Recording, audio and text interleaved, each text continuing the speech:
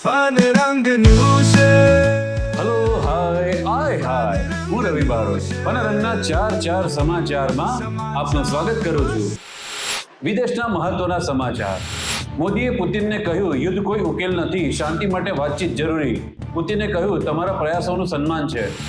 રશિયાએ યુક્રેનની બાળકોની હોસ્પિટલ પર હુમલો કરતા 41ના મોત. પુતિનની મુલાકાત અંગે ઝેલેન્સ્કીએ કહ્યું, મોદીએ એક ખૂનીને ગળે લગાડ્યો.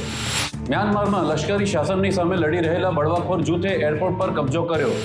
6 મહિના પહેલા અમેરિકન પોર્ન સ્ટાર જેસી જેન અને તેના બોયફ્રેન્ડનું મોત ડ્રગ્સના ઓવરડોઝને કારણે થયું હોવાનું સામે આવ્યું. ભારતના મહત્વના સમાચાર. કીર્તિ ચક્રથી સન્માનિત શહીદ કેપ્ટન અંશુમનની પત્ની પર અભદ્ર ટિપ્પણી કરનારાઓ સામે નવા કાયદા પ્રમાણે કાર્યવાહીનો આદેશ.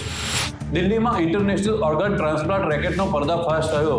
મહિલા ડોક્ટર સહિત 7 લોકોની ધરપકડ. મુંબઈના BMW હિટ એન્ડ રન કેસમાં શિવસેનાના નેતાના પુત્ર મિહિર શાહની ધરપકડ. હાથરસ સત્સંગ દુર્ઘટનાનો દોષનો ટોપલો અધિકારીઓ અને આયોજન સમિતિ પર ઢોળી સીટે બાબાને ક્લીન ચીટ આપી. ગુજરાતના મહત્વના સમાચાર. સુરતમાં એન્જિનિયરિંગના 3 વિદ્યાર્થીઓએ ટાયર અને સ્ટીયરિંગ વિનાની કન્સેપ્ટ કેપ્સ્યુલ ઇલેક્ટ્રિક કાર બનાવી. અમદાવાદના વસ્ત્રાલમાં ફ્લેટ નીચે રમતા બાળકો પર વાંદરાએ હુમલો કર્યો, એક બાળકને બચકું ભર્યું. વડોદરામાં બાઇક ડિવાઈડર સાથે અથડાતા પેરોલ પર જેલની બહાર આવેલા હત્યાના કેદી સતીશ પડિયારનું મોત. પોલીસ પર જીપ ચડાવી હત્યાનો પ્રયાસ કરવાના ગુનામાં કચ્છની મહિલા કોન્સ્ટેબલ નીતા ચૌધરીના જામીન રદ થયા. તો જોતા રહો દેશ અને દુનિયાના ખાસ ચાર સમાચાર. હું રવિ બારોટ, તમારો યાર.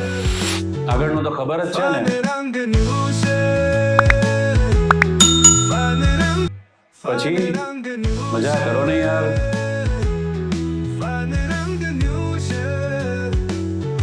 ફન રંગ ન્યૂઝ